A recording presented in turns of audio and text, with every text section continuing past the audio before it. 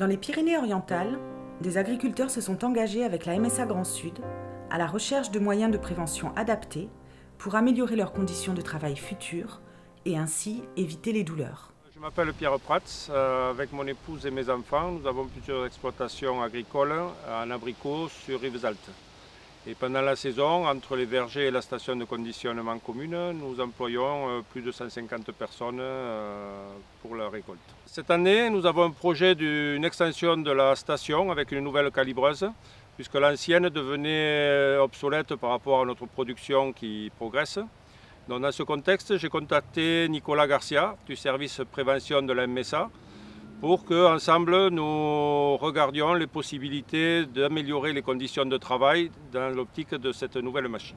Nous avons travaillé sur plan de façon à voir tous les flux de palettes dans le bâtiment et voir comment installer cette machine et les différents postes de travail qu'il y aurait à présenter dans les différents bâtiments de la station. À la suite de ces travaux, on s'est aperçu que compte tenu des volumes qui allaient tripler au niveau de la station, il fallait étudier une façon pour les salariés de ne pas avoir de soucis de troubles musculo-squelettiques compte tenu du nombre de colis qu'ils allaient manipuler. Et donc on s'est orienté rapidement vers l'installation de tables élévatrices pour éviter de lever les colis à des hauteurs trop importantes. Traditionnellement, les palettes d'abricots faisaient 2 mètres, 2,20 m. Actuellement, les clients demandent des palettes jusqu'à 2,50 m pour optimiser les coûts de transport. Et moi-même, 2,50 m, j'ai du mal à arriver en haut et la plupart des salariés doivent monter sur des colis pour y arriver. Donc grâce aux tables élévatrices, on a pu ramener la hauteur de la palette à hauteur d'homme puisque la palette descend dans le sol. De même, cette hauteur de palette à 2,50 m nous posait des problèmes pour rentrer les palettes dans le frigo qui avait une porte de 2,40 m au départ. Donc nous avons dû refaire une nouvelle porte à 2,80 m pour éviter ainsi de descendre des colis pour entrer dans le frigo et de les remettre lors du départ de la palette vers les clients.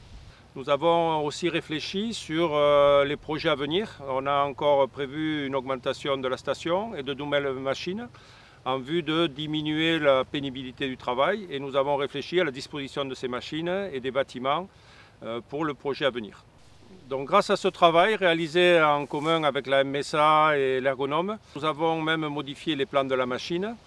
Et nous pensons ainsi diminuer la pénibilité du travail, l'absentéisme et les risques d'accident du travail, tout en augmentant nos performances. Je suis Virginie Morin, j'habite à Montferret, au Mas-Sobraquès. Avec mon mari, on s'est installé en 2016 avec les enfants et nous sommes partis avec le projet de faire des glaces au lait de brebis. Donc j'ai acquis le troupeau presque aussitôt avec une 60 têtes et ensuite on a tout de suite mis en place le tunnel d'élevage et le laboratoire. Parce que moi au départ j'avais l'intention de mettre en place une salle de traite, soit de traire à la main, soit avec un chariot de traite. Et là, tout de suite, Nicolas Garcia m'a fait part des problèmes que je pourrais avoir physiquement sur le travail. Et il nous a fait visiter une autre ferme. Il nous a fait voir et il nous a proposé plusieurs plans par rapport au travail et à l'ergonomie aussi, par rapport à nous. Donc on a travaillé sur la hauteur de la salle de traite.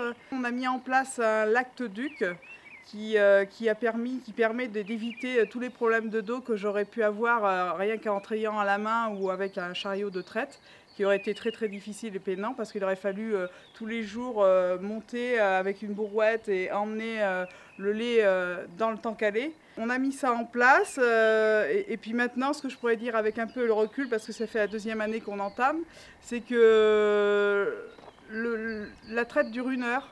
Que je pense que si j'avais trait à la main, j'aurais passé ma matinée, voire plus, à traire avec un chariot de traite ou à la main.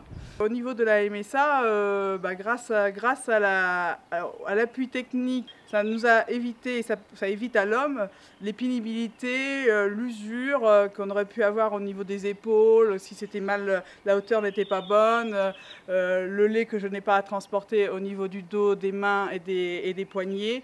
Donc tout cela, ça, vraiment, ça permet aujourd'hui d'être en bonne santé, je pense, et de travailler dans des bonnes conditions. Ce qui a été important avec l'accompagnement de la MSA, c'est d'intégrer le travail de l'homme dans la conception du bâtiment.